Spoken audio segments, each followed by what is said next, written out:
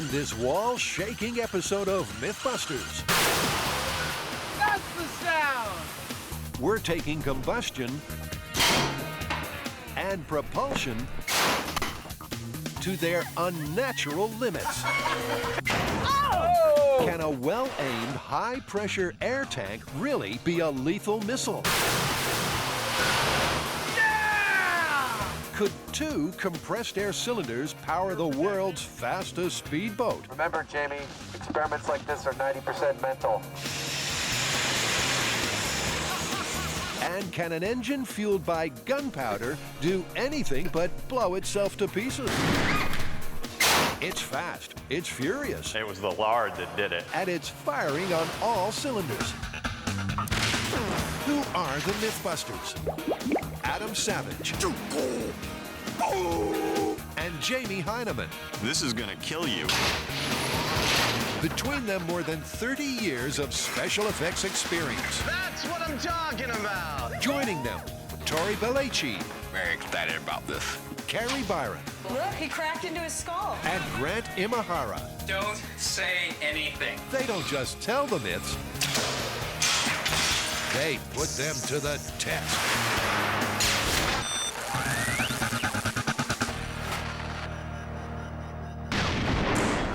As Adam loves to demonstrate, there's all sorts of interesting ways to injure yourself on the job.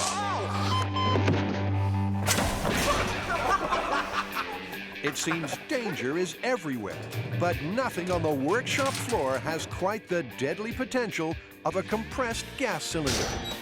Accidentally snap the valve, and any tank instantly transforms into a massive rocket with no flight plan. Now, that's a fact, but what's the myth? Well, we touched upon it a little during Shark Week, but I don't think we finished it. Oh, I remember that thing. Yeah, compressed air cylinders, and there are no end to the stories that people tell about the kind of damage that they can do. Well, this one just made a really big boom, but you're talking about where they take off like a rocket and go through a concrete wall, right? Exactly, and that is precisely the myth that we'll be testing. Adam and Jamie have some experience to draw on. Back in their Jaws special, they blew a scuba tank with a wad of C4 explosive.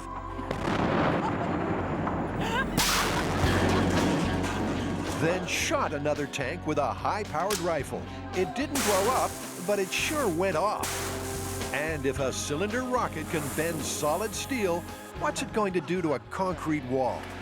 As far as I'm concerned, there really is only one way to test this thing. Well, yeah, we have to fire it at a cinder block wall. So we're gonna need a selection of air cylinders and some regulators on them. We're gonna need a cinder block wall to fire them into, and some kind of method for catastrophically taking that regulator right off. And also, we have to figure out how to make sure it actually hits the wall. I mean, what if this thing just kind of goes like that? I think I want to be outside the building that we're testing this inside of. Yep. To test the myth, they'll need to aim the cylinder like a missile, devise some way to sever the valve in a split second, and build a wall to aim at. They'll have to start work on the wall first, so Jamie's assistants, Terry and Tyler, get commissioned as MythBuster Masons. So I'm gonna set you up, and it's gonna be in your hands to make sure it all happens. So don't screw up. I'll kick your butt. Walls are useful for all sorts of things, like holding up the roof. So punching a high-speed hole through a supporting wall might not be such a good idea.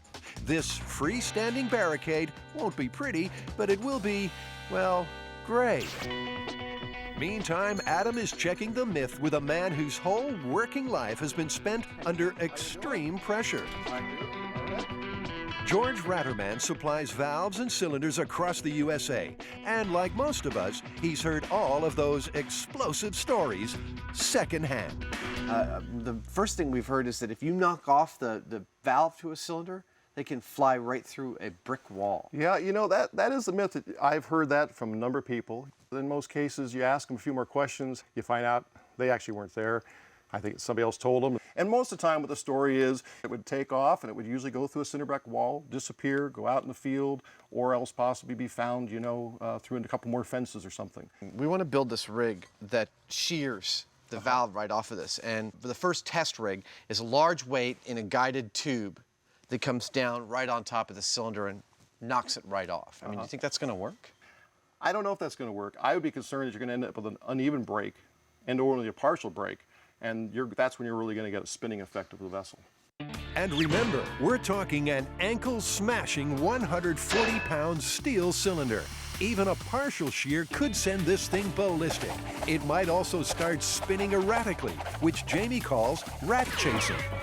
To ensure that doesn't happen, the tank needs a long, sturdy guide rail to guarantee it takes off in a straight line. I've got to build a rig that does a couple of different things. The first thing is that it has to hold this tank steady in such a place that we can drop a heavy weight on the valve and knock it off. The second thing is that same holder is going to guide it as it takes off so that once it gets going, it's aimed in a certain direction and it'll hit the wall at speed, we hope. Good. It looks like it fits fine. To sever the valve, he's fitting a hinged 10-foot tube to drop a 40-pound steel bar bang on the nozzle. Adams borrowed some tea-sized tanks from George, so all they need now is a good, solid target. I think we got everything. All right, well, let's get out there and try and blow one of these cylinders through the wall. This military bunker is the perfect place to test what we all hope will be the world's first and most destructive land torpedo. Seems Terry and Tyler did a first-rate job. It works for me. I think this will do just fine. Yeah, that seems nice and solid. It's not quite as big as the side of a barn, but the question remains, can the cylinder actually hit it? So I'm thinking that when we set up the rig over by the door, we want to make sure those doors are as close as we can get them. Okay, well, they are, in theory, rockets, so we should be careful with them. Now, careful is a word Adam sometimes has trouble hearing. Now we do the circus fake here act, right? Okay. Welcome to Cirque du Savage, a one-time only performance. That is the power of the mind. Now to test the power of a 2,600 PSI air cylinder and see if it can shatter a solid brick wall. I don't mind fingers on the chalkboard, but that's messed up. To help the rocket on its way, Myth-Turn Jess gets to grips with the lard. Trust Jamie to always have a bucket or two on hand. It's cheap, it's smelly, and it's a great way to reduce friction. It's important to be judicious about your lard distribution, Jess. The rig is greased and ready, but will the steel bar have enough momentum to break the nozzle? This is a 2 by 2 inch solid steel bar, and it weighs, I think, officially a heck of a lot. That's 40 pounds dropped from a height of 10 feet. It's a classic case of a square peg in a round hole, and that surely deserves a test run. Piece of a brick right there. All right. That'll keep the end of our piece of steel from getting too damaged. 3, 2, 1. Oh, yeah. That looks pretty serious. If a 40-pound bar can do this, just imagine what a 140-pound gas tank could do. If all goes to plan, it's looking curtains for our wall. Shooting the scuba tank with a 30-06, that was awesome. And I have never felt like we were totally done with that until 10 minutes from now. So Adam's after some closure. And that opens up a world of possibilities.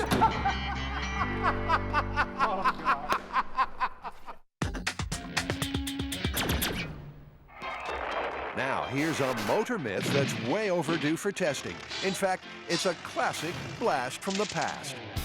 Most modern engines run on gasoline, but it wasn't always the fuel of choice. Some mechanical pioneers favored a more explosive kind of combustion.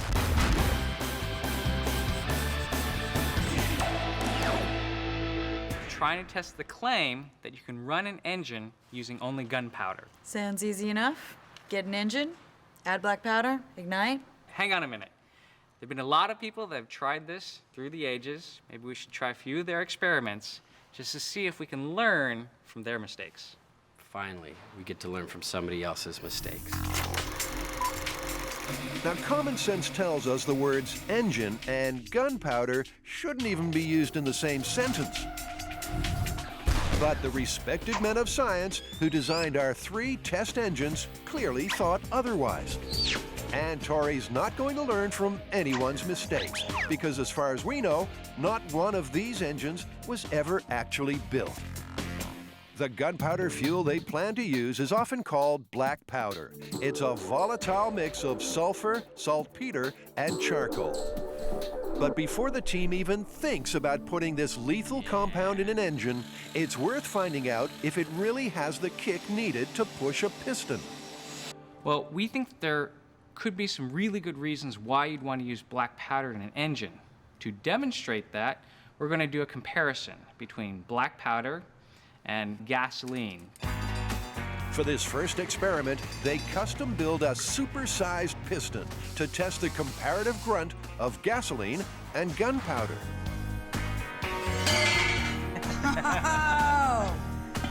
To check that the seal works, they need an air pressure test. And Carrie can't resist going along for the ride. 3, 2, 1.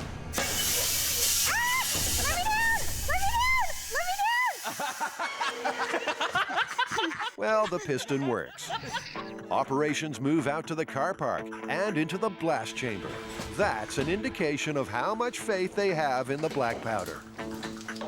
Black powder comes with its own oxidizer, so unlike gasoline, which you need to inject a certain amount of air to get it to combust, black powder's ready to go all the time. Finding which fuel produces more energy is easy enough to measure. A magnet sitting on top of the piston should stick to this metal scale, just where the piston hits the top of its stroke. First, the gasoline. Then a propane flame to vaporize it. Gas ignition in 3, 2, 1.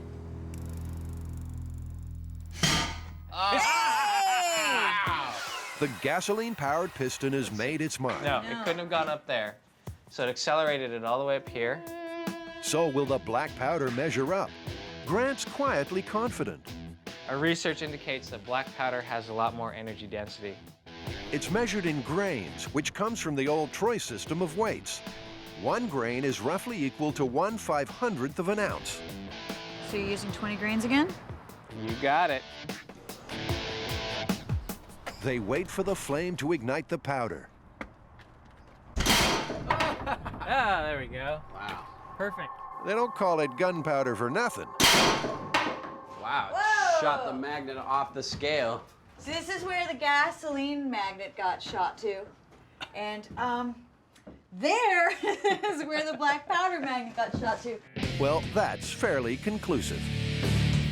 Black powder does have more energy density than regular gasoline, meaning you need less of it to get the same amount of power.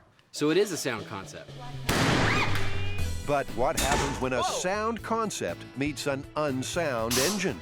There's still 3 combustible contraptions to put to the test.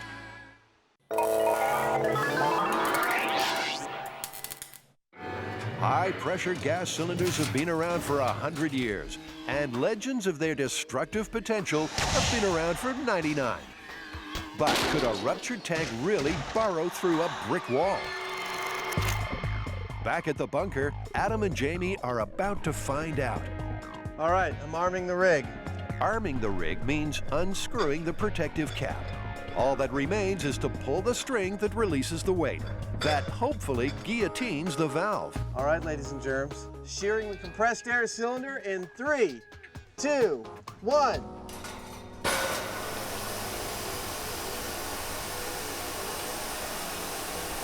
This is close to a worst-case scenario. As feared, the valve was only partially sheared, so the cylinder went absolutely nowhere. I'm going to wait however long it takes for it to let go of its air, because it's got a damaged valve, and that valve could give any minute and, become a bullet. It's a very slow leak, so the boys have 45 minutes to stand well back, and revise their plans. Cary, Grant, and Torrey are out to test the myth that an engine can actually run on gunpowder. They've shown that black powder definitely has the muscle to move a piston. This is where the gasoline magnet got shot to. And, there is where the black powder magnet got shot to. Now to build a primitive kind of proto-engine, specifically designed to run on powder. It was dreamed up by a Dutchman named Christian Huygens more than 300 years ago. His blueprint was the very first to feature a piston in a cylinder. When the black powder ignites, expanding gases are meant to force air out of two valves, creating a vacuum that sucks the piston down. It looks pretty easy, pretty straightforward. Whether or not it's going to work, that's going to be the hard part. The design is simple and a lot easier to build now than it would have been in 1680. Total success means getting a near-perfect vacuum. That's a tricky thing to do with so many moving parts, especially when you have to drill a hole for the fuse. Oh, there's a hole down here. That's not going to give you a vacuum. That's what the problem is. I mean, we'd have to have that hole there to ignite the black powder. How are you going to get a vacuum then? Dude, I'm just going from the designs of Huygens. Should we, like, raise them for the dead? Well, I finished my Huygens black powder engine. So now what we're gonna do, I drilled a little hole at the bottom cap. We're gonna fill this up with some gunpowder, put a remote fuse in there, light it, and see if it does, in fact, raise up our weight.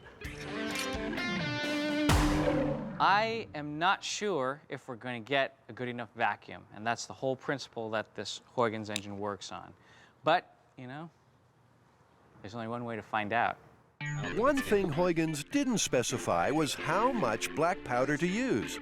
So they're starting small with 5 grains. This weight is attached to the piston, so when the piston is sucked down, the weight goes up. Fire in the hole! In 3, 2, 1.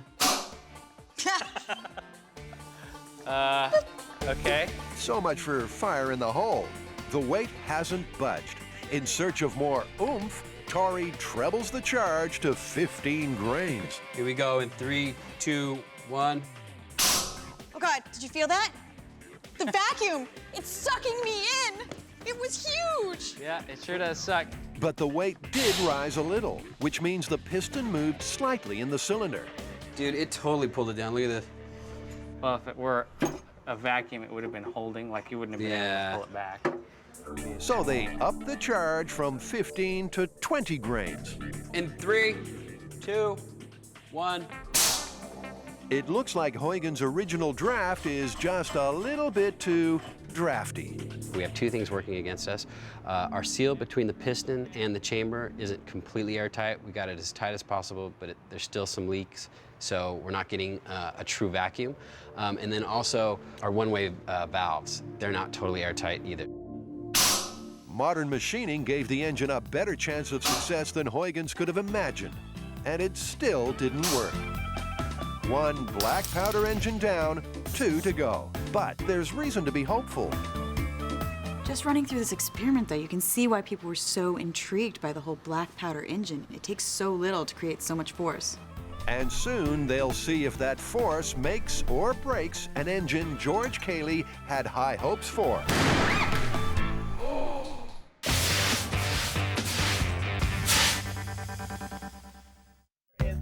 Adam and Jamie are trying to figure out what went wrong with their first attempt to blast an air cylinder through a brick wall. I can still see it. Yeah, it hasn't moved. In best MythBusters tradition, they decide to tinker with just about everything. An extra 30 pounds of lead is shaved down for the trigger. Pencil rods are added to help guide the weight. And never underestimate the benefits of extra lard. Insert joke here. So this second time around, we've added more weight. We've lubricated the whole weight system so that it'll be more slippery when it goes down. And then probably most importantly of all, we've moved the valve placement slightly so that the weight when it hits it will hit right on the very tip of the valve, and that'll provide the most leverage and hopefully snap it more readily. Calm, steady words from a man who's hoping to launch a gas cylinder into the next county. Here we go, shearing the regulator off the tank. Attempt number 2. In 5, 4, cross your fingers, 3, 2, 1.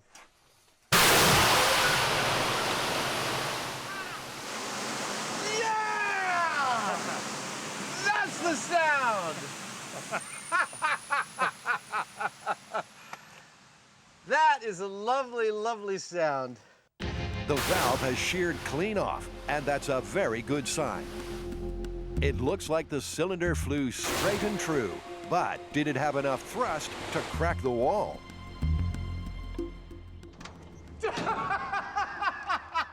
Oh, God. It was the lard that did it. At 40 miles per hour, the air tank turned the cinder block to cinders. It even put a fair dent in the wall 6 feet behind it. It totally. No way. I mean, it didn't go all the way through, but it went through this one, and it was going. It's working its way through that one. I was ready to see this as not possible. I was totally expecting it not to actually work, because it's one of those apocryphal tales, and everyone we talked to had heard the story, but no one knew anybody that it happened to. You know, this was an optimum situation for this tank. What this tank did is as good as it gets. My favorite thing is just the perfect roundness of the top of this hole. It also pushed this entire wall back a half an inch. Although the cylinder was deliberately aimed, you couldn't ask for a more convincing result. So let's call this myth totally and spectacularly confirmed. But the MythBusters can't just leave it there. They plan to double the stakes and push this explosive experiment to its limits. Cary, Grant, and Tori are hell-bent on proving an engine can run on gunpowder. Fire in the hole! But could this really be a viable alternative to gasoline? They've already built, tested, and been disappointed by a black powder engine designed way back in the 17th century. So it's back to the drawing board. You know what our problem is going to be is getting an engine to start and sustain itself using black powder. I do remember coming across a black powder engine. I think it was Sir George Cayley, the guy who did the first glider, and he was the father of modern aerodynamics. He had wanted to make a flying machine that was completely powered by a black powder engine that reloaded itself. So, I mean, I bet we could find some plans floating around the files somewhere. Thanks to the graphics department, we can see it would have looked something like this. When the powder ignites, the air expands into the reservoir cylinder, pushing the piston up. Then at the top of the stroke, a bowstring pushes the piston back down. On each rise, the piston turns a stopcock, which funnels more gunpowder into the system. And so the cycle is repeated. And repetition is the key to a working engine. Maybe the gunpowder engine could be making a big comeback here. We could get rid of all of our fossil fuel dependence. Knocking up a 19th century engine poses no problems. And luckily, they even have a bow handy, a leftover from the split arrow myth. They string it over the piston, and pretty soon, Cayley's drawing comes to life. The clever part is that it reloads the gunpowder every single time, hopefully, so that this piston will keep going and we've created an engine. With the engines ready to go, Cary decides on a quick test. We need to know how fast we need to get out of the container. We need to know the time between ignition and the engine running. In other words, how fast will Tori have to run once he's lit the flame? He kicks off with just 5 grains of gunpowder. This amount of gunpowder is going to force the cylinder up. Plus the 50 pounds of pressure that the bow's putting on it. I don't think it's going to happen. And for 40 seconds, it looks like it won't. Why? They wait, and they wait. Well, I think we have sufficient time to out of there. Oh. Okay. Nice. Look at the smoke ring. Yeah, let's do it again. Cool. They reset for another test, but Tori's bent on mischief. Unknown to the others, he's added way more powder than he was meant to.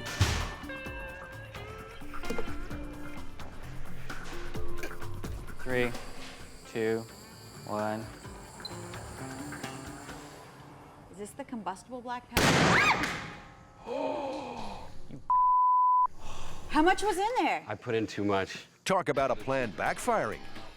Carrie's going off as well. I'm putting my foot down. You are no longer in charge of handling any of the black powder. Why? Sorry. Because you didn't tell us that you put in 15 grains, and I wasn't wearing my ear protection. I'm gonna kick your ass if you ever do it again. Now that the smoke's cleared on that little incident, the guys know that come the test, they'll have plenty of time to get out of the firing line. Well, all we're looking for to prove the concept is to have one ignition and then have that reset and do a second ignition. If we can do that, we've proved Kaylee's idea. I think our worst case scenario and our best case scenario are generally the same thing. A big explosion, a lot of screaming, some fun, hopefully safe fun. I'm feeling supremely confident, actually, in this device. I think it's at least going to give us 2 cycles. I think it's probably going to give us more, depending on how much gunpowder we put in the reservoir. They fuel up, or should that be load up? Remember, you don't want to put more than you need. Thank you, Tori. Dose 1, going in. That's 5 grains of black powder. Will it be enough to get this engine turning over? Prove it. All right, we're lit.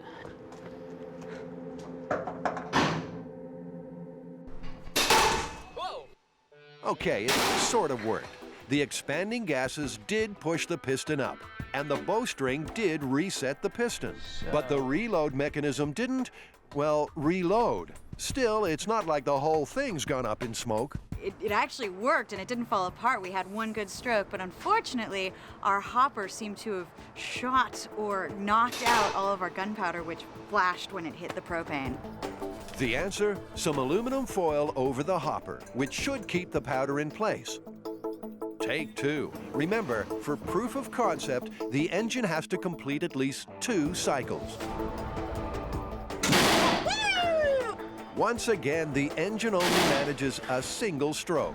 The problem this time is Carrie's reload mechanism can't keep up. It's happening too fast to dump the black powder in there. It's not gonna just fall into the little groove really, really quickly if it's just a... Basically, the action is so fast and violent, it doesn't have time to reload. That means a black mark for another black powder engine. Adam and Jamie have already proved the power of a well-aimed T-type air tank. Cylinder 1, wall, nothing. It was almost too easy. I'm now wondering what we do to harness this kind of power. Why don't we put a saddle on it and take a ride? What do you think? No, a speedboat. Let's put a couple of them in a boat and see how fast we can go on the water. That might be a little safer. In place of a normal engine, they plan to fit 2 monster air tanks with 5,200 pounds of pent-up pressure between them. Adam has to build a throttle that releases both valves at precisely the same time. And Jamie needs to buy a boat that won't blow the budget. This one's a lean 16-footer, designed for high speed. It's also missing a motor, a dashboard, and a steering wheel. So I assume it floats, right? I've never had it in the water, so you're gonna have to go on faith. So there you have it, a boat that never left the driveway. At least there should be no sentimental attachment.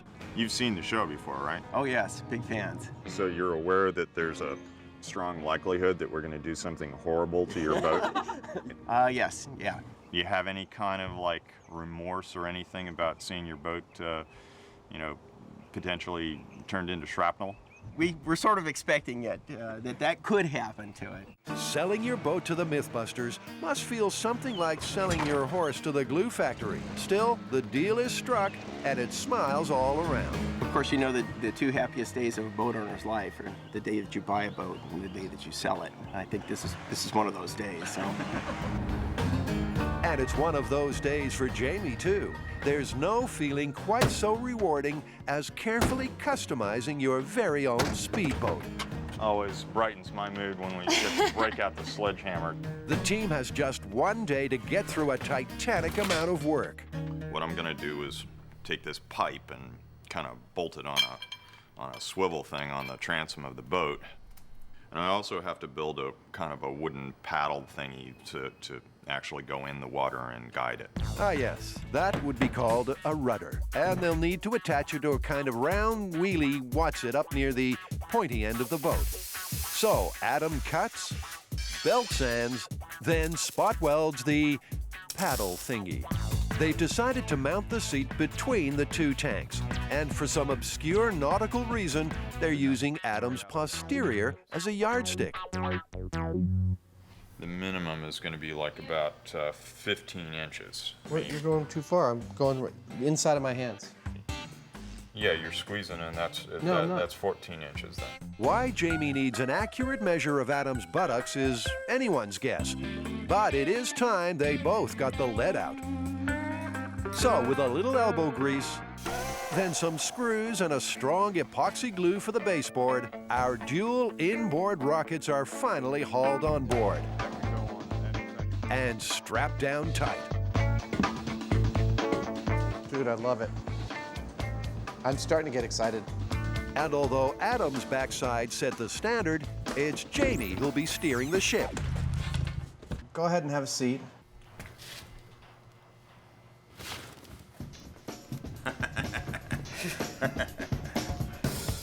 To ensure these two cylinders fire at precisely the same time, the factory-fitted nozzles are being replaced with ball valves. They'll both be hooked up to a single linkage devised and built by our very own Adam Savage. We'll have a lever here or here, and we will activate that lever. It'll open up the valves, releasing the pressure, and hopefully what we'll see out of this boat is what we saw out of our tank in the concrete wall experiment. 2 hours later, and that scratch-built throttle is up and running. It's simple, it's purely mechanical, and it works. But there's still one design feature worth considering. I also want to make some fins. I know it's dumb, but it'll look great if we have, you know, no one will mistake it for anything but a MythBusters boat. I'm thinking of a couple fins shaped like flames. I have a better idea. How about just square ones? They look fighter plane-like. There'll be like one in each corner in a V shape. We can just cut them on the table saw. It'll be really fast. What do you think? So far as Adam's concerned, nothing says devastating speed like a pair of flame-shaped plywood tail fins. Painting. From the cut to the color, these are all vintage hot rod class. But this time, Jamie's calling the shots. He might not know art, but he knows what he hates. Tell me you're sorry that I wasted my time. I'm sorry you wasted your time, and I appreciate your allowing me to make something a little more subtle. Okay. Thank you. It's a trifling tiff that shows Jamie's really taken the project to heart. He's proud of the boat. He's excited about it, as am I. I mean, it looks really cool. And he wants whatever modifications we make to reflect that instead of to make a joke about it. But style isn't the big issue here. It's all about the hardware. This is the business end. It's a half-inch bore, 2,600 PSI coming through each one. It was enough to drive a single 150-pound tank through a wall and halfway through a second wall. The question is two of them enough to drive a rocket boat? There's only one way to get an answer. Dress Jamie up like a walrus. I want you to be the boat. I want you to exist as one with the water. And hope he floats. Our black powder dynamos have already brought 2 antique engines to life. Then watch them die a sad death. So that leaves us where? Back at square one. Not actually. Since we've been dealing with an internal combustion engine, I was thinking, hey, let's try an external combustion engine. Let's get rid of the piston, and we'll make like a water wheel. Tori's thinking of Thomas Paine's 19th century radial engine, which does work much like a water wheel. But what if we replaced water power with the grunt of gunpowder? Okay, well, Tori works in the opposite direction of engineering history. How about you and I go find ourselves an internal combustion engine, something that's already a successful engine, and try to adapt it to black powder? Well, it should work in theory. Sounds good. While Tori starts work on his black powder wheel, Grant and Carrie will take a regular 4-stroke engine, replace gas with gunpowder, and try to rev it up. Before they do that, 1 or 2 questions need answering. The first test that we have to perform is to see whether this spark plug can ignite the black powder. Using a drill, Grant will run the engine manually to see if the spark plug's spark is enough to ignite 5 grains of gunpowder. Fire in the hole!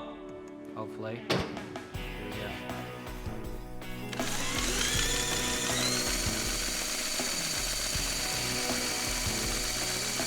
Woo! Yeah! Woo! Worked! Okay, good. Nice! Good. Great. Okay, so they know a spark plug can set off the powder. The big question is, how will they get the gunpowder into the engine? An engine normally works by sucking vaporized gasoline into the cylinder. But the grains of black powder are too big to be sucked, so Carrie plans to break them down. This is a black powder tumbler. This is how you can make black powder. You can put the 3 constituents into here, roll them, and make a fine powder.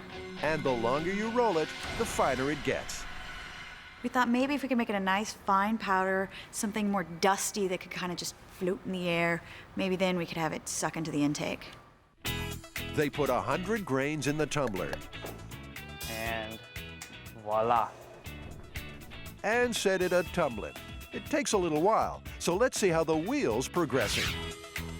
For his Thomas Paine-designed radial engine, Tori's lined the perimeter of a wagon wheel with metal cups. The expanding gases from the powder, ignited in a separate chamber, will channel into the cups, causing the wheel to spin. Dude, it's like an 1860s circular saw. To keep his engine running, Tori has also rigged a hopper to reload the powder after each blast.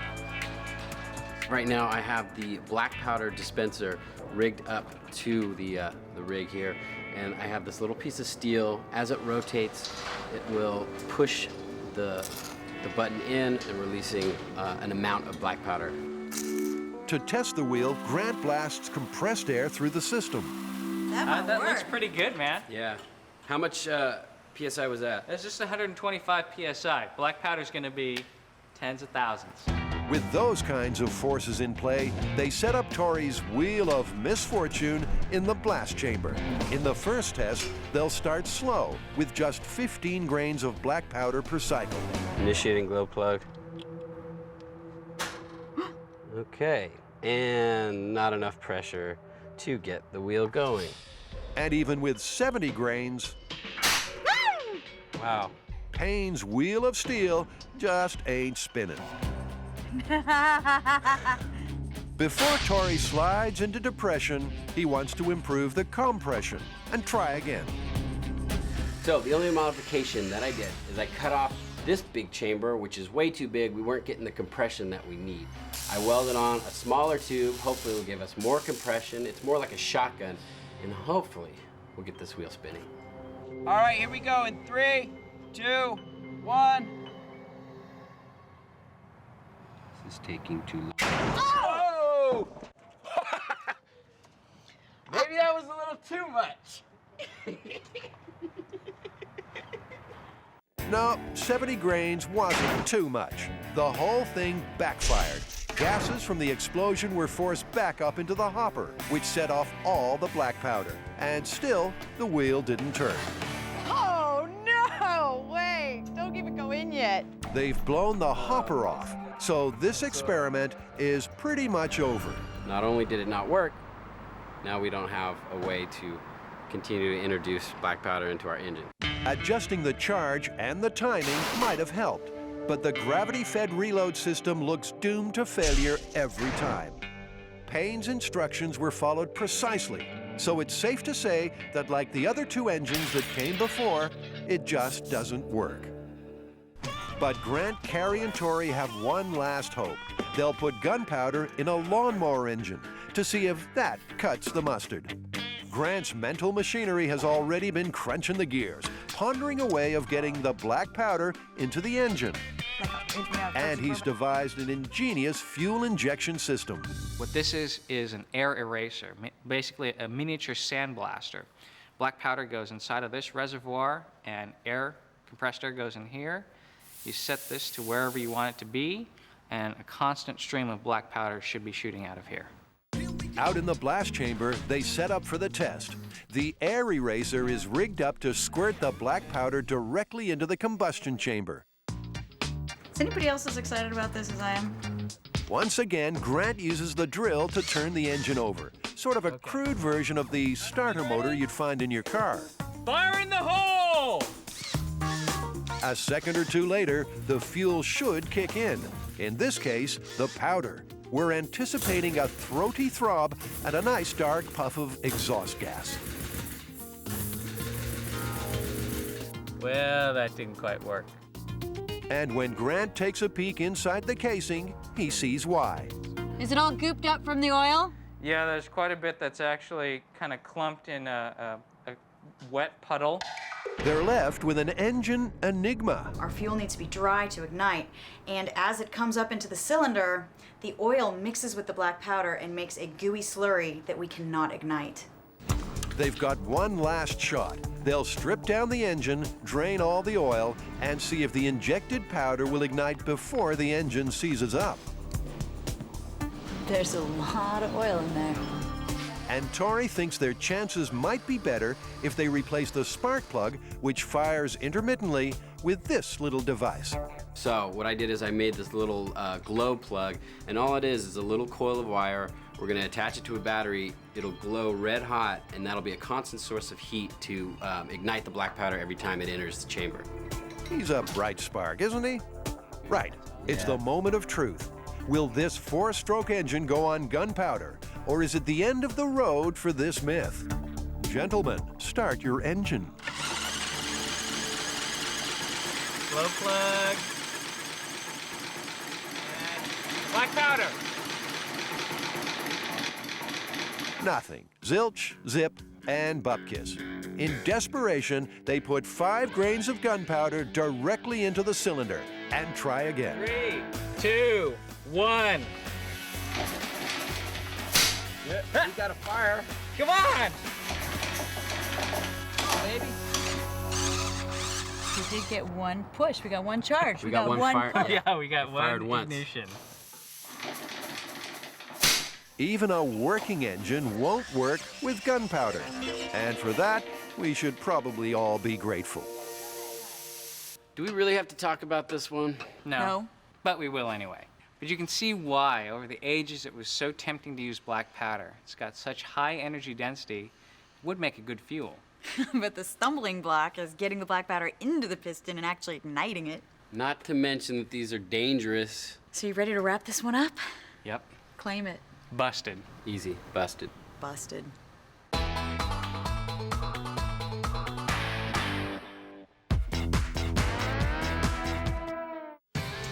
So just how much fun can one man have in a souped-up speedboat? By the looks of it, plenty. Adam and Jamie are ready to live out the ultimate boyhood dream, fitting 2 potentially explosive air cylinders to an unsuspecting ski boat, then cutting loose. That's what it's going to be like. It's not a fully fledged myth, but after the success of an air cylinder blasting through a wall, it's impossible to resist. It's supposedly about taking us all the way to the end of the myth, but come on, I think we all know that it's an excuse to have some fun with some big, high-powered rockets. Step 1 is getting our stunt skipper installed in his wetsuit without having to blur some parts of your screen. Step 2 is filling the cylinders in the boat with compressed air from the truck. These tanks are actually filled with geese, and they're complaining. Was that a joke? I think that was a joke. Fascinating. And step 3 is seeing if Adam and Jamie can finally float their own boat. The worst case scenario, I have to say, is is that one of the tanks blows up and the shrapnel ends up ripping through Jamie's flesh and killing him. So much for the pep talk. It's a good rule of thumb that support staff should be seen and not heard. Jamie, so when we release you, we're going to pull off to the right-hand side, and you're going to steer to our left. Okay? You mean I'm going to steer off to port? Yes, you're going to steer off to port, you old salt. And we'll be to the starboard. What, left and right isn't good enough when there's water around? There's also plenty of spectators around, so they'll have to be careful. We've got a tour over here of kids in small boats. We're going to tow you past that tour before we release you. When all seems safe, the rocket boat is finally cut loose from the mothership. And remember, they're dealing here with twice the pressure used earlier to smash a brick wall. Jamie's ready, and the mechanical throttle is gently nudged forward in the kick-ass direction.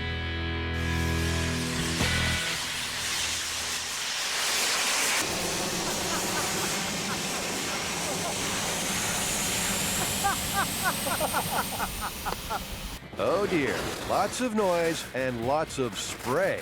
But that brief burst of speed clocked in at just over 5 knots on the speed gun. And the boat was propelled a mere 120 feet. Well, that was a whole lot of nothing. But Adam is more upbeat. That was excellent. I mean, it didn't do anything really important, but it was cool looking. Okay, there's no doubt we've just seen one of the best rooster tails this side of a barnyard. But let's face facts. Jamie can probably swim faster than 5 knots. The boys have given themselves one more chance to prove the concept, and they're ready to float some ideas. We may be able to optimize this a little bit if we choke the outlet down, and also we're going to try to drop it into the water a little lower, because I'm not sure the physics on this, but my hunch says that the air pushing more against the water instead of against just air would give us a little more oomph. It's a bold decision that involves a lightning pit stop and a radical refit of the outlet valves. The full force of all that compressed air will now be released underwater. Jamie is also not going to go gingerly with the throttle this time. He is just going to push it all the way forward on the first go, and just expend all of the power trying to get up to speed and stay at a speed and actually travel more than, 120 feet. Tanks are refilled and the boat's back in position. It's now sink or swim. And Adam has some, well, vaguely helpful words of encouragement. Remember, Jamie, experiments like this are 90% mental. I want you to be the boat. I want you to exist as one with the water. Think about the boat planing, the physics involved. Feel them in your body. Are you ready? What? I said just go for it. The rocket boat is unleashed and its anchors away.